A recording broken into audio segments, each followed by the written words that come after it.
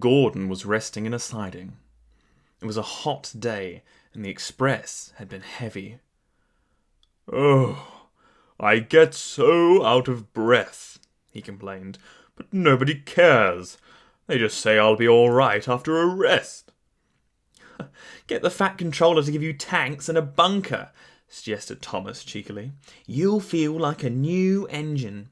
We tank engines never get out of breath, you know." Perhaps it was lucky for Thomas that poor Gordon hadn't the energy to make any reply. The men worked hard on Gordon, but they couldn't make him better. "Oh, you need new tubes, Gordon," they said. "You'll have to go to the works to have them fitted." While Gordon was being mended, Henry pulled the express. But one morning, just before Gordon was due back, Henry was ill too. "Oh, we've no spare engine except Thomas," the inspector told the Fat Controller, "but he can't pull the train on his own." Could Percy help?" asked the Fat Controller. The inspector shook his head. The two of them with Duck might manage," he suggested. "It's only as far as the works. They're sure to have a spare engine there." So, the 3 tank engines were coupled together.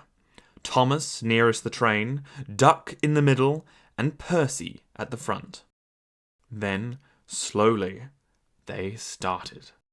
Come on, fussed Percy importantly.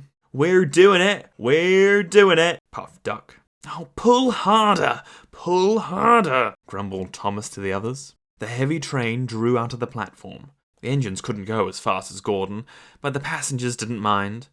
They knew that Percy, Thomas and Duck were doing their best. Now, expresses are not like branch line trains. They don't stop at all the little stations, and the engines don't have a chance to get their breath back. Soon the 3 began to feel tired. They struggled valiantly up Gordon's hill, but the strain was beginning to show. "Oh, I'm glad we didn't stick there," thought Thomas.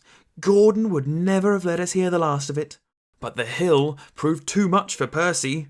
His driver blew his whistle and stopped the train. "Oh, we can't take you off, Percy," said Thomas's driver. "Do the best you can to keep your brakes off. It's not far." This made things harder for the other 2, but they struggled on gamely, twin columns of steam shooting high into the air. We're nearly there, puffed Thomas and Duck together as they summoned a last brave effort. Poor Percy had no steam left to say anything. They were just passing the works when Duck found he could go no further. Thomas could not pull the heavy train on his own, and the cavalcade came to a standstill a few yards short of the station platform. And there, watching from the works siding, stood Gordon. The Fat Controller, who had been on the train, told the 3 engines he was proud of them. "You did very well to get so far," he said, "and now you deserve a rest." Duck, Percy and Thomas were uncoupled, and a new engine took their place. As the tank engines moved warily away, Gordon looked at Thomas and smiled. Then he took 3 deep breaths and winked. He didn't need to say anything. Thomas knew exactly what he meant.